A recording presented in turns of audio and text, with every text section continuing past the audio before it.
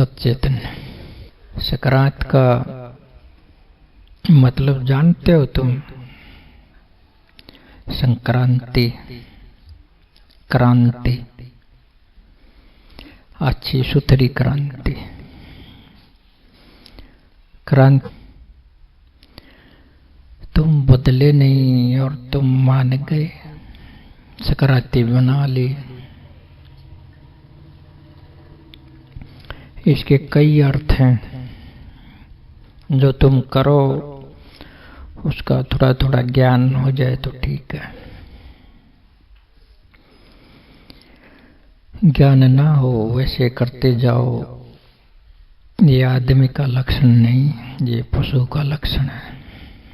जो कुछ करो उसको पछाणो, पछाण कर कुछ करो तो रिजल्ट ठीक आएंगे। संक्रांत का पहला अर्थ तो ये है कि आज सूरज जो है ये उत्तर दिशा में आ जाता है। पहले दक्षिण में होता है, आज के दिन ये उत्तरायण हो जाता है, उत्तर में आ जाता है।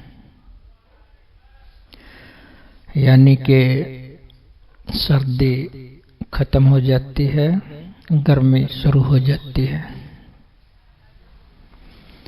एक अर्थ तो है इसका ये भी तो बदलाव है, सूरज का इधर से उधर आ जाना।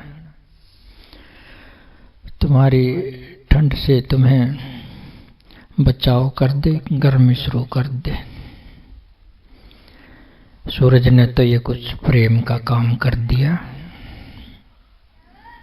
सर्दी बहुत लगे, थोड़ी थोड़ी गर्मी देने लग गया तो प्रेम सा कर दिया, तो प्रेम का त्योहार भी हो गया। ये तो प्राकृतिक रूप से भी प्रेम का त्योहार हो गया। तुम खुद भी तो इस दिन प्रेम का काम करते हो, किसी किसी को मनाते हो ना। किसी को मनाना प्रेम का काम है। रूठ जाए कोई, इस दिन ये एक दिन रख रखा है एक साल में कि कोई रूठ जाए, कोई तकरार हो जाए, अनबन हो जाए, बोलचाल बंद हो जाए, घृणा द्वेष हो जाए, तो एक दिन ये रख रखा है कि एक दिन उसको मना लो। त्योहार के बहाने उसको मना लो। हो गया ना प्रेम का ये भी एक काम, बदलाव का। बदलाव आया इस दिल में द्वेष है, बैर है, भाव है, द्वंद है, वो किसी को मनाने से मिट जाता है, एक पना जाता है। ये चला तो यूं ही था कि एक दिन तो ऐसा होना चाहिए कि रूठे हुओं को मना लें, पर कोई भी रीत चलती है वो कुरीत में बदल जाती है। आज कौन मनाता है रूठे हुए को? कोई नहीं मनाता ना। दिन तो है ये इसलिए कि जो सही में रूठ गया उसको मनाने का, उसको राजी करने का। त्योहार के बहाने कर दें, वैसे तो नहीं करें। कोई कहे तो त्योहार आ गया इसलिए कर दें, धारणा बैठा दी मन में। फिर किसको मनाते हैं? मनाते तो हैं, हाँ वो तो मैं बता दूंगा। जो रूठे नहीं हैं उनको मनाते हैं, जिनसे प्रेम प्रेम ठीक है उसको मनाते हैं, उसको कुछ दे देते हैं, देने से मान जाता हुआ। तो होना तो ये चाहिए रूठों को मनाएं। हो गया कि जो रूठे नहीं उनको मनाएं। ये कुरीति हो गई। रीति चली थी कि जो अणबण हो जाए तो उसको ठीक कर ले, आप भी ठीक हो जाए। पर ये हमने गड़बड़ कर ली। तो ध्यान रखें, घर मनाओगे आप पे हलवा खाकर राजी हो जाओगे। तो ये प्रेम का त्योहार है, एक बदलाव का। दूसरा, एक और बात सुनी होगी तुमने, आज नहाया भी जाता है, नहाते हैं ना, ये कहते माँ का नहाया। सारे जाडे नहीं नहावे तो इस दिन नहा लिया करते, त्योहार को उड। ये तो डेली नहा लेते हैं, लेकिन पहले कम नहाया करते, सारे जाडे नहीं नहाया करते कुछ। तो आज के दिन ये त्योहार बना दिया कि आज तो नहाना ही नहाना है।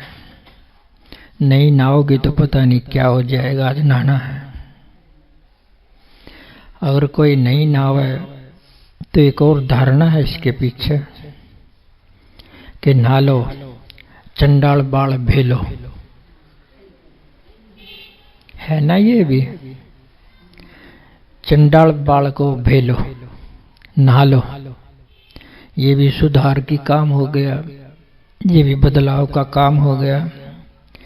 भीतर जो मन है ये डंक चलाता है, और कोई द्वेष है, घृणा है, बुरा विचार है, ये जो है चंडाल बाल है कि मन में गड़बड़ है, किसी को दुख देना चाहता है, किसी का शोषण करना चाहता है, किसी को दमन करना चाहता है।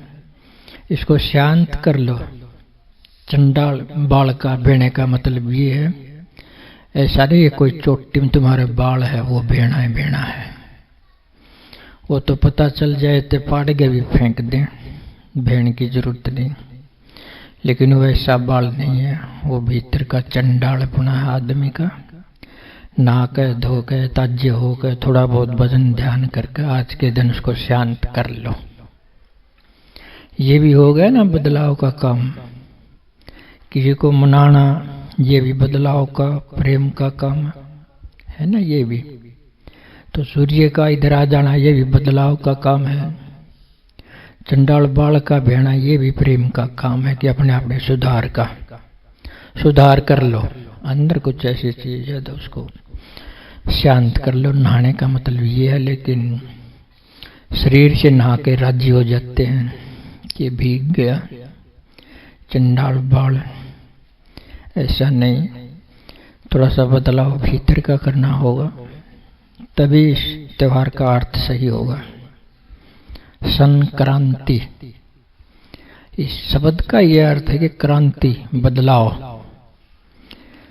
तो बदलोगे थोड़े थोड़े तो काम बनेगा, नहीं बदलोगे तो नहीं बनेगा ना। ये तो एक सत्संग का काम भी हो गया। इसका मतलब ये त्योहार का दिन तो सत्संग का दिन भी हो गया, अगर ऐसा कर लेते हो। ऐसा ही होता है ना सत्संग में भी। तो इस दिन को पहचानो, कोशिश करो अपने आप को बदलने की, प्रेम में जाने की, अपने सुधार करने की। तब सकरात मनाई जाएगी। यूं नहीं कि हलवा खा लिया मना दिए, घर का गोशे लगा दिए, बालक सक लिए तुम सक लिए हो गया, ऐसा नहीं होगा। ये नो लाग रहे कि सर्दी गई गर्मी आई, गर्मी आ गई वे, ये निशानी है, प्रतीक है। ये तो नहीं भी लगाते होंगे, कम लगाओ। पहले तो हर घर के आगे जो है धूने लगे मिला करते, सुबह सुबह सिक लिया करते बूढ़े ठेरे बालक। तो ये निशानी थी कि गर्मी शुरू हो गई। तो बात प्रेम की है। हमने प्रेम में कैसे प्रवेश करें ये दिन तो बता दिया, ले स्टेप ले सकते हो इस बहाने से, लेकिन ये तो तुम्हारे मन में ही होना चाहिए। ऐसा कोई दिन ना भी आए, कोई दिक्कत की बात नहीं है। ये तो उनके लिए जो नहीं समझते, जो ना समझ हैं, वो थोड़े से लाइन पर लग जाए इस तरह से। लेकिन जो सकते हैं वो तो खुद ही अपना बदलाव कर लेते हैं, अपना सुधार कर लेते हैं। अपने दिल को साफ कर लेते हैं, मन को साफ कर लेते हैं। दिल दर्पण प्रेम का, जमे दुई कामना की धूल, ध्यान भजन से धोइए प्रकट होंगे मूल। तो ये दूसरी करने की बात होगी। अब तुम्हें सीधी अपने सुधार की बात होगी। सीधा भी अपने सुधार के लिए तुमने अपने आप से जुड़ना होगा। जैसे ये दिल है, ये एक दर्पण के समान है। दिल दर्पण प्रेम का, जमे दुई कामना की धूल, ध्यान भजन से धोइए प्रकट होंगे मूल। तो ये दिल जो है कि दर्पण की तरह से है। अगर इस पर गर्द पड़ी है, धूल जमी है, तो आपको सही चीज आपको प्रतीत नहीं होगी। जो प्रेम वो आपको महसूस नहीं होगा सही से। प्रेम आपको तभी महसूस होगा, तभी प्रतीत होगा, तभी दिखाई देगा जब ये दिल का दर्पण साफ होगा। अगर ये धुंधला हुआ तो इसमें कुछ और काम कर जाएगा। तुम्हें साफ परछाई महसूस नहीं होगी, साफ प्रेम की परछाई तुमको प्रतीत नहीं होगी, और उस प्रेम के अनुसार तुम नहीं चलोगे। कोई दुई की परछाई आ जाएगी, कोई अहंकार की परछाई आ जाएगी, कोई स्वार्थ की परछाई आ जाएगी। दर्पण तो है ना, लेकिन प्रेम का दर्पण कब है? जब इस पर धूल ना हो। धूल हो तो ये प्रेम का दर्पण नहीं है। इस दिल में ही सारे उल्टी सीधी चीजें भी हैं। घृणा भी इसी में है ना, द्वेष भी इसी में है ना, और चुगली निंदा भी इसी में है, बैर विरोध इसी में है। प्रेम तो एक थोड़े से कोने में बैठा रखे है। ये और चीजें ज्यादा हैं। नाचना गाना सब इसी के अंदर है, सुंदरता सब इसी के अंदर है, दुनिया भर की जो रुचियां हैं सारी इसके अंदर हैं। लेकिन हम तो बात कर रहे हैं प्रेम की। प्रेम को भी निखरने दो। प्रेम तभी आएगा जब ये दुई की, कामना की, स्वार्थ की, अहंकार की, द्वेष की धूल ढट जाएगी तो प्रेम प्रकट होगा। वहां उसकी परछाई तुमको महसूस होगी। तुम उस परछाई में घुल मिल जाओगे तो प्रेम पूर्ण हो जाओगे। बात प्रेम की है। प्रेम को कैसे समझोगे? प्रेम की सीधी परिभाषा कईयों ने यह कर दी है कि दया का नाम ही प्रेम है। दया, जिसके दिल में दया है, जो दूसरों के लिए जीवन व्यतीत करे, जो दूसरों के सुख के लिए जीवन बितावे, दूसरों के सुख सुविधा के लिए सब करे, तो जो दूसरों के लिए हो जाए। जैसे ये वायु है, ये दूसरों के लिए हो गई है। ये तुमको श्वास देती है, तुमको जीवन देती है। ये प्रकाश है, ये दूसरों के लिए हो गया है। तुमको गर्मी देता है, सारी फसलों में और किसी चीज में उत्पत्ति में सब सहायता करता है। जल है, पृथ्वी है, सब कुछ है। ये प्रकृति चारों तरफ, ये सब दूसरों के लिए है, अपने लिए नहीं है। ये तो प्रेम का लक्षण यही है। हवा की तरह से, प्रकाश की तरह से, पानी की तरह से, पेड़ की तरह से दूसरों के लिए तक हो गए तो समझो तुम्हारा प्रेम स्वरूप हो गया। तुम्हें प्रेम पूर्ण कहा जा सकता है। तुम किसी का दमन करते हो, शोषण करते हो, दुखाते हो, मारते हो, काटते हो, पैर विरोध रखते हो, यहाँ प्रेम नहीं है। अहंकार में रहते हो, यहाँ प्रेम नहीं है। प्रेम इनसे हटके है। सारा जीवन, एक बात मेरे को याद आई। मैं पांडिचेरी गया हुआ था। वो अंग्रेज लोग थे। बाणा तो उनको जो भगमा था, हिंदू धर्म की तरह से उन्हें बाणा भगमा ले रखा था, लेकिन थे वो अंग्रेज। तो जो भाई था उसके साथ एक बहन थी, तो वो उसकी उंगली पकड़े हुए था। वहाँ डाइनिंग हॉल में वो खाना खाने के लिए गया, मैंने भी उनको देखा। तो उसकी थाली लाता, उसके लिए रोटी लाता, उसके लिए पानी लाता, उसको बैठाता। अंधी थी वो, समझते हो ना, अंधी थी। तो उस आदमी को अपना जरा भी ख्याल नहीं था, सारा उसका अपने साथी का ख्याल था, जो लड़की उसके साथ थी। तो मैंने कहा अभी ये क्या बात है, भगवान बाणा ले लिया, आप तो इस लड़की में उलझ गए, जैसे कर देते ना ये मायावादी ऐसे सवाल मैंने भी कर दिया कि आपने तो ध्यान करना था, भजन करना था, परमात्मा पाड़ा था, तूने तो इस अंधी के पीछे लग के अपना जीवन ही खराब कर लिया। ये ना स्वार्थ की बात है थोड़ी सी। तो मैंने सवाल कर दिया उसे, देखते हैं क्या उत्तर देगा ये। उसने कहा कि जी मुझे भगवान पाने की जरूरत नहीं है, कहते हैं कि इंसान भीतर से भगवान ही है, मैंने इसको भगवान ही मान लिया है और उसकी सेवा करना, प्रार्थना, विनती, सब ध्यान भजन इसी में आ जाता है मेरा। तो मैं तो पूरी चेतना से, पूरे भाव से इसको सुख देने में जुटा हूं कि भाई ऐसा कैसे हो तुम्हारे साथ, ये तेरे साथ कैसे हो ली कि यहाँ शहर में मैं किराए पर रहता था, वहाँ जो मकान मालिक था ये उस लड़की का ही मकान था। इसका पिता तो गया था गुजर, और इसकी माँ थी और ये थी। माँ को थी कैंसर की बीमारी, तो मरने लगी जब मेरे को कह कर के चोला छोड़ गई कि इस लड़की की संभाल तूने करनी है। वो मेरे जो है साथ इसको लगाकर अपने प्राण छोड़ गई।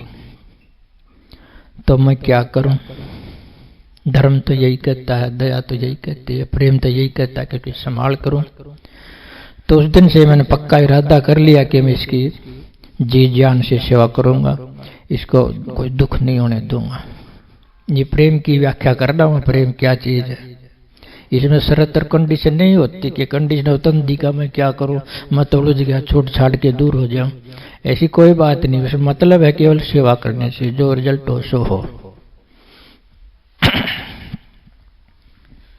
तो उस लड़की को मैं घर ले गया अपने, घर वालों ने इनकार कर दिया कि अंधी को और ले आया, इसके बच्चे हो जाएंगे कौन संभालेगा, क्या करेगा, हम सारे इसी के लगे रहेंगे, इसको छोड़ दे। कहले मैं तो नहीं छोड़ू, मेरी तो आत्मा ये हुक्म नहीं देती कि इसको छोड़ दो, आत्मा हुक्म नहीं देती, मैं इसको नहीं छोड़ सकता।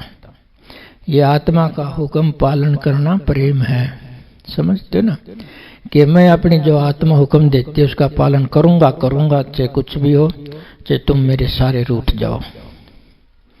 तो उन्होंने कह दिया कहीं और कहीं ले जा। उस दिन के बाद मैं इसको अपने साथ रखता हूँ, ऐसे आश्रम आता जाता रहता हूँ, कुछ ठहर लेता हूँ, जहाँ थोड़ी बहुत सेवा कर लेता हूँ, लेकिन मैं इसको अपना भगवान करके इसकी सेवा करता हूँ। अगर ये भावना, चलो मैं तो वहां की सुना रहा हूं, घरों में आ जाए, पति पत्नी के बीच में आ जाए, तो कैसी तस्वीर आ जाएगी तुम्हारे सामने। आ नहीं सकती है, अपना अपना अहंकार बीच में आ जाएगा, अपना अपना स्वार्थ बीच में आ जाएगा, तुम तो उसको दोस्त भी नहीं बना सकते। अगर दोस्त भी बनाना है लड़के ने, क्या लड़की ने, वो अपने घर वाले को दोस्त नहीं बनाएगा, ना कोई अपने जो पति को दोस्त बनाएंगी, बाहर वाले को। दोस्ती का यही मतलब है, एक दूसरे का आदर करो, प्रेम से रखो, इस तरह से रखो जैसे ये अतिथि है, जैसे कोई बाहर का आदमी आया, अतिथि के सत्कार मानते हो ना तुम, कि तो कोई दूसरा घर में आए तो उसकी किसी सेवा करते हो, बड़े प्रेम प्यार से खाना बनाते हो, उसका आदर करते हो। इस तरह लगातार तुम एक दूसरे का आदर कर सकते हो। लगातार एक दूसरे को मेहमान बना लेना आसान काम नहीं है, उसको परमात्मा की जगह रख लेना आसान काम नहीं है, उसको अपने स्थान पर रख लेना आसान काम नहीं है। अगर ऐसा हो जाए तो प्रेम हो जाए, और उस प्रेम का नाम ही धर्म है। धर्म, अगर जिसको तुम धर्म कहो, ये हिंदू धर्म है, ये धर्म नहीं है। ये मुसलमान धर्म है, ये धर्म नहीं है। ईसाई धर्म है, ये धर्म नहीं है। धर्म तो प्रेम का नाम है। इन धर्मों में कहीं तुम प्रेम नहीं देख सकते। ये सारे धर्म एक दूसरे के दुश्मन हैं। एक धर्म दूसरे धर्म का दुश्मन। या तो अहंकार है या तो प्रेम कहाँ है। तुमको सीमित कर लेंगे, बाहर जोड़ देंगे, परमात्मा के निकट भी नहीं जाने देंगे। या ध्यान है न कुछ है, या बदलाव नहीं है, या जागृति नहीं है, या होश नहीं है, या तो है हिंसा, हिंसा, दमन, दमन ही अहंकार, ही अहंकार, और कुछ नहीं है धर्मों में। धर्म तो केवल प्रेम का है। प्रेम हो दिल में तो कोई धर्म धारण करने की जरूरत नहीं है, हिंदू बनने की जरूरत नहीं, मुसलमान बनने की जरूरत नहीं। बस तुम प्रेम पूर्ण हो गए, तुम इंसान हो गए, इतना काफी है। संसार में कहते हैं कि एक प्रेम हो तो काफी है।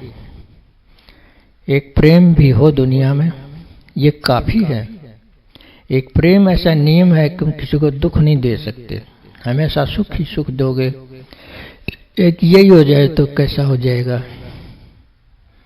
एक प्रेम प्रेम हो जाए तो सब कुछ हो जाएगा। सब सुख सुविधा प्रेम प्यार हो जाए तो बस और कुछ तो तकलीफ ही नहीं रहेगी समाज में। घर में देखो प्रेम से रहने लगे तो वहां किस चीज की जरूरत है? किसी चीज की जरूरत नहीं है। पहले ही बहुत कुछ ज्यादा है दुनिया में, बांट के खा लोगे अगर प्रेम होगा तो। प्रेम नहीं होगा तो छीनोगे, झपटोगे, एक दूसरा दमन करोगे, शोषण करोगे। तो ये सब क्यों हो रहा है? ये प्रेम के बिना ही हो रहा है, एकपन के बिना ही हो रहा है। एकपन की बातें मैं करता हूं।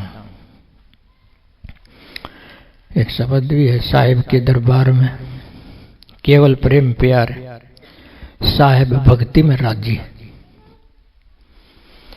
साहिब के दरबार में केवल प्रेम प्यार, साहिब प्रेम प्यार में राजी। तजे दरियो धन के पकवान, खाए दासी सुत भाजी। जप तप नेम करें भतेरा कोई, खाए सबरी के बेर, ऋषि मुनि सब रोई। बच्चन दूर के लाल में यज्ञ किया, यज्ञ युधिष्ठिर ने, बटोला सकल समाजा। ऋषि मुनि सब रोई, बटोला सकल समाजा। सुपुष बिन घंटना बाजा। रोए सब मुनि, ऋषि मुनि रोई, सुपुष बिन घटना बाजा। साहिब के दरबार में केवल भक्ति प्यार, साहिब भक्ति में राजी। तो यहाँ भक्ति को प्रेम में ले लो तुम। भक्ति को इस रूप में ना लेना कि किसी एक आदमी की या किसी देवता की भक्ति करनी है, या किसी एक के साथ लग के पूरी तरह से खप जाना है, कि दूसरे द्वेष करना है, एक की भक्ति करनी है। यहाँ प्रेम भक्ति को थोड़ा सा पलट लो, उसको प्रेम रूप में ले लो। प्रेम रूप में लोगे तो सबके साथ तुम्हारा प्रेम हो जाएगा, सब तुम्हारे दोस्त हो जाएंगे। जिसके दिल में प्रेम है उसके सब दोस्त। प्रेम की बात है ये। अगर किसी के दिल में प्रेम नहीं है, किसी एक को दोस्त बना लें, वो दोस्त नहीं होता है। वो कुछ समय के लिए उनकी बनी रहती है, कोई परिस्थिति हालात आ जाए तो भीतर से द्वंद्व होकर दूर हो जाते हैं। तो दोस्ती क्षत्रिय के बीच में तो हो सकती है, पुरुष और पुरुष के बीच वो तो एक संबंध होता है, वो दोस्ती नहीं होती। दोस्ती तो पुरुष और पुरुष के बीच में होगी, या भाई और भाई के बीच में होगी। और सभी के बीच में कब होगी? जब भीतर दिल में होगा प्रेम। दिल में प्रेम होगा तो सभी से दोस्ती रहेगी, वीर से भी, मर्द से भी, भाई से भी, जीव से भी, जंतु से भी, पेड़ से भी, पौधे से भी, सारी सृष्टि से प्रेम होगा। अगर भी दोस्ती होगी, अगर भीतर प्रेम हो तो बीच में आ जाते हैं कि यज्ञ युधिष्ठिर ने बटोला सकल समाजा, सुपुष बिन घंट ना बाजा। ये आती है इसमें महाभारत में एक कहानी कि जब महाभारत का युद्ध खत्म हुआ, उसके बाद कृष्ण ने बुलाए पांडवों को कहा कि निर्दोष लोग भी मारे गए, लड़ने आए थे वो भी मारे गए, बहुत सारा जो खून खराबा तुम्हारे हाथों से हुआ, तो ये पाप लग गया, इस पाप को तुमने धोना होगा, इसलिए कि यज्ञ कर लो। अब युद्ध में तो सिखा रहे थे कृष्ण के सब मैं ही करता हूँ, तुम कुछ नहीं करते। अब युद्ध खत्म हुआ तो उनको जो जिम्मे लगा दिया कि तुमने जो युद्ध किया तुम्हारे पाप लग गया। पाप लग गया इसका मतलब कि तुमने मारे। वो तो कह रहा था कि मैंने सब मार रखे हैं, तुम तो निमित्त मात्र हो, ये तो मरे पड़े हैं सारे के सारे, मैंने पहले ही मार रखे हैं, मारो हथियार। तो अब क्यों कहते हो पाप लग गया? काम तो आप किया था, कर्म तो आपने किया था मारने का, हमें पाप क्यों लग गया? लेकिन ये सवाल उठाए कौन? कोई नहीं उठाता ऐसे ऐसे सवाल। रिजल्टों पर देखते हैं और उनके अनुसार चलते हैं। तो उन्होंने कह दिया कि यज्ञ करो, और यज्ञ की शर्त रख दी कि जब यज्ञ पूरा हो जाएगा तो आकाश में घंटा बज जाएगा, घंटा बजेगा। अगर वो घंटा नहीं बजा यज्ञ करने से तो समझ लो कि तुम्हारा यज्ञ पूरा नहीं हुआ। तो सारा काम कर दिया, दान पुण्य किया गया, ऋषि मुनि बुलाए, उनकी सेवा की, हवन किए, सब कुछ किया जो करना चाहिए, लेकिन घंटा नहीं बजा। कृष्ण ने कहा यह घंटा नहीं बजा भाई, यज्ञ पूरा नहीं होया, कोई कमी रह गई। तो कृष्ण ने देखा आंख मीच कर कि एक महात्मा का निंदा इन्होंने नहीं दिया। एक महात्मा जंगल में रहता है, सुपच उसका नाम है, पंचग्रासी महात्मा ही बोलते हैं उसको, सुपच महात्मा। उसको और बुला के लाओ। तो भीम खड़ा हो गया कि मैं लाऊंगा बुला के।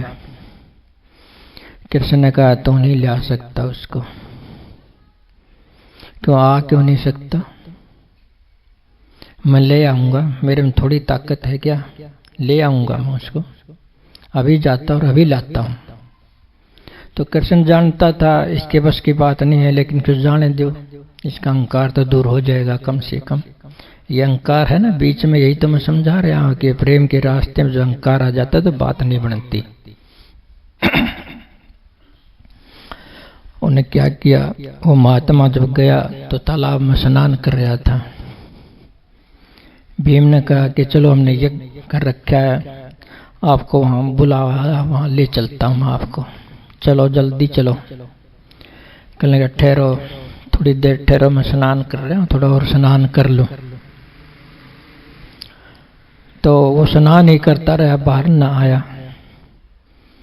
भीम ने सोचा ये तो बाहर नहीं आ रहा, कई बार कहने से बाहर नहीं आया।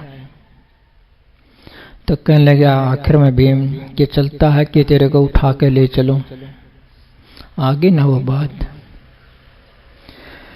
कि कहने लगा चलो ऐसी बात है तो वो मेरी माला है जो पेड़ पर टंगी हुई है, उस माला को उतार लिया, 2-4 माला फेर के मैं तेरे साथ चल पड़ूंगा।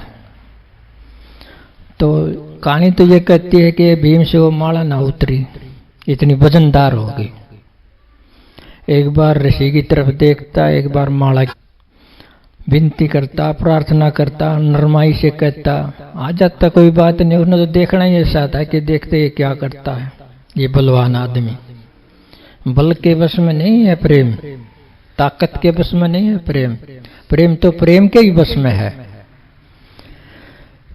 तो वो तो आ गया। कृष्ण ने कहा आया नहीं कि महाराज आया नहीं, मैंने तो ये गलती कर दी। वहां द्रौपदी खड़ी थी कि महाराज मैं लाऊंगी, चल तुम ले आ। अब द्रौपदी वहां उसके पास गई, फूल फाल लेगी, उसको खुश किया, सुगंध जलाई, प्रेम से विनती की। कहेगा महाराज हमने यज्ञ किया, आप चलो। एक तो प्रेम से उसको लेने गई, एक दूसरा उसके ये कह के चलता है कि नहीं मैं उठा कर ले चलूं। यहाँ थोड़ी सी तुलना कर लें कहाँ प्रेम है और कहाँ अहंकार है। तो महात्मा ने कहा मैं तो जो तुम यज्ञ कर रहे हो उसका जो है 100 यज्ञ का फल, मैं ऐसे ऐसे तुमने 100 यज्ञ किए हूं तो उनका फल लूंगा और जब चलूंगा। उन्होंने शर्त फिर भी ला दी कि ऐसे यज्ञों का 100 यज्ञों का फल मेरे को मिले तो मैं चलूं। तो द्रौपदी कहने लगी महाराज आपका उपदेश है कि संत महात्मा के पास जाएं, जो नरमाई से जाए, प्रेम भाव से जाए, उसका एक एक कदम एक एक यज्ञ के बराबर होता है। और मैं तो देख लो कितने यज्ञ लेकर के आई हूं, सारे आपके, चलो एक एक कदम का यज्ञ बना दिया, प्रेम के एक एक कदम का यज्ञ बना दिया। कहने लगा चल बेटी धन्य में चलो। यहां तक तो हो गया प्रेम की बात द्रौपदी की। पर बेरा ना ये दर्पण दिल है, ये जो दिल दर्पण है, इसमें कब जो धूल जम जाए, कब इसके ऊपर गंदगी आ पड़े। वो प्रेम से ले तो आई, लेकिन जो महात्मा आकर के खाना खाने लगा उसको पंचग्रासी महात्मा बोलते हैं कि 5 ही बुगल खाया करता वो खाने की, इसलिए 5 ग्रासी कहते हैं। तो उन्हें क्या किया, वो कमंडल था, उन्हें इतने बढ़िया बढ़िया खाने बना रखे थे और द्रौपदी के हाथ के खाने उसको दिए गए, क्योंकि घंटे शरत थी किसी तरह से बज भी जाए। तो उन्हें सारे जो अच्छे जो खाने थे बढ़िया बढ़िया सारे वो कमंडल में घोल लिए, सारे के सारे, यानी कि लस्सी भी उसमें घोल दी, सब्जी भी उसमें घोल दी, खीर भी उसमें घोल दिया, हलवा भी उसमें घोल दिया, एक खिचड़ी बना दिया, लग गया वो खाना अपना सपड़ सपड़ हाथ से। उसके द्रौपदी के मन में दवेश आ गया, प्रेम से ले तो आई, दिल दर्पण प्रेम का। अब जो वो उसके ऊपर और जो धूल और जम गई, हुआ दवेश की, घृणा की, ऊंच नीच की। केकड़ी का महात्मा है, इन्हें द्रौपदी के हाथ के खाने का भी नहीं पता, कोई कदर नहीं की, सारा का सारा ठाक एक बर्तन में घोल लिया, उसको सपड़ सपड़ खा रहा। इतने से काम खराब हो जाता है, ये तुम सोचते हो तो। ये थोड़ी जिनी जिनी बातें बताता हूं मैं, ये बहुत जल्दी खत्म हो जाती है बातें। छोटा सा भाव आया तो सब खंडित हो गया। प्रेम बड़ा जो है दुधारी धार है, इस पर चलना आसान काम नहीं है। तो घंटा फिर भी नहीं बजा। कृष्ण ने फिर कहा घंटा तो नहीं बजा। द्रौपदी को बुलाया, घंटा तो नहीं बजा, तो ले भी आई, महात्मा भी आ गया, खाना भी खा लिया, घंटा तो फिर भी नहीं बजा। कि महाराज गलती मेरे से भी हो गई। क्या गलती हो गई कि मैंने थोड़ा सा दवेश कर लिया, ऊंच नीच का भाव बना लिया कि कहाँ का महात्मा, वही भील का भील, जंगल में रहने वाला है। जैसे आजकल कहते हैं ना गवार है, गवार महात्मा है। तो मेरे मन में ऐसा आ गया, इसलिए घंटा नहीं बजा, मेरे को माफ कर दो। कल क्या मैं तो क्या माफ करूं, अपने दिल के शीशे को फिर साफ कर ले, हो सकता बज जाए। जाके माफी मांग, अक्षमा मांग और उससे पवित्र भाव से उसके पास जा। तो द्रौपदी ने ऐसा किया, 2 घंटा फिर बज गया। कब बज गया, जब बिल्कुल जो दिल का दर्पण है जो साफ हो गया, पवित्र हो गया, जब आकाश में घंटा बज गया। तो प्रेम से ही होगा सारा काम, दवेश से नहीं जागी। कदे हलवे के लपक के ठाइन जाओ, सकराती नहीं मानने की, समझे ना। तो बदलाव करने से क्रांति होगी, नहीं तो ऐसे नहीं हो सकती। वैसे इस घंटे का क्या अर्थ है कि यज्ञ पूरा जब होगा, जब घंटा गगन में बजेगा, इसका क्या अर्थ है। ये थोड़ी सी ध्यान की बात है। ध्यान वालों को हम कहते हैं ना, ध्यान करो तुम्हारे सिर में आवाज होगी, तुम्हारे सिर में आवाज होगी, जैसे घंटी की होगी या कोई और होगी, कुछ तो आवाज होगी तुम्हारे सिर में, धुन होगी, कोई संगीत जैसी आवाज होगी, उसको सुनो। कहते ना हम कहीं ध्यान करोगे तो सज्जे कान में ध्यान किया करो, कहीं घंटी सी सुनाई दे, कहीं बादल सा गरजता सुनाई दे, कहीं बिजली सी कड़कती सुनाई दे, कहीं छक छक की, फक फक की, घूं घूं की, भूं भूं की आवाज सुनाई दे, उसको सुन लिया करो। ये घंटा ये है। जब तुम्हारे सिर में घंटा बज जाएगा तो समझो तुम्हारी साधना सफल होने लग गई है, समझे ना। उससे पहले तुम बाहर हो, जब सुनाई देगी धुन तो तुम्हें एक सहारा मिल जाएगा भीतर टिकने का। जैसे माथे में रोशनी आ जा, रोशनी को देखने से तुम्हें जो है और मिल जाता है सहारा अंदर ठहरने का। कान में, सिर के बीच में, माथे में धुन आ जाए, कोई आवाज आ जाए तो उससे भी तुम्हें सहारा मिल जाता है। तुम्हारा जो ये यज्ञ है, ये जीवन का यज्ञ है, ये तभी सफल होगा जब तुम्हारे अंदर जाकर के तुम आकाश, एक शून्य आकाश, और शून्य आकाश में ये जो धुन आपको सुनाई देगी, शून्य आकाश जब होगा जब तुम्हारे में अहंकार ना हो, कामनाएं वासनाएं ना हो। तो ये ना हो तो वो ध्वनि प्रकट हो सकती है। डेली तुम भजन किया करो, सुमन किया करो। अगर सुमन भी करेंगे और ध्यान भी करेंगे, सत्संग भी सुनेंगे और द्वेष फिर भी आ गया तो कोई घंटा बज भी जाएगा तो कोई उसका फल नहीं है। असल तो बजेगा नहीं, क्योंकि तुम भीतर से साफ नहीं हो। साफ होगे तभी आवाज प्रकट होगी। तो द्रौपदी एक बार तो कितनी प्रेम से गई, जैसे सत्संग में गई हो, लेकिन उसी के मन में जो दोष आ गया, मलिनता आ गई। घंटा नहीं बजा ना, सत्संग में भी जाएं और मलिनता भी रखें, ऋषि को प्रेम से मना भी लाएं, फिर मलिनता भी आ जाए उसी के प्रति, तो काम नहीं बनेगा। दोहरे रहोगे तो काम नहीं बनेगा। सिंगल हो जाओ भीतर से, बिल्कुल प्योर और पवित्र, एक पण में प्रेम में, दया भाव में रहो, प्रेम भाव में रहो, धर्म भाव में रहो, यानी आत्म अनुसरण में रहो। आत्म अनुसरण का मतलब समझते हो तुम? आत्म अनुसरण, आत्मा का पालन करना। तुम्हारे भीतर की आत्मा जैसा कहती है उसका पालन करना। इसके लिए थोड़ी सी त्याग की जरूरत पड़ेगी। त्याग भजन से धोइए, प्रकट होंगे मूल। तो थोड़ी सी त्याग की जरूरत पड़ेगी इसके अंदर। आत्मा का पालन करने के लिए तुमने कुछ न कुछ अपना त्याग करना होगा। अपने सुख का त्याग, अपने द्वेष का त्याग, अपने अहंकार का त्याग, अपने स्वार्थ का त्याग। बहुत सारी चीजें हैं त्यागने के लिए, इन सब के त्याग की जरूरत पड़ेगी जब बात बनेगी।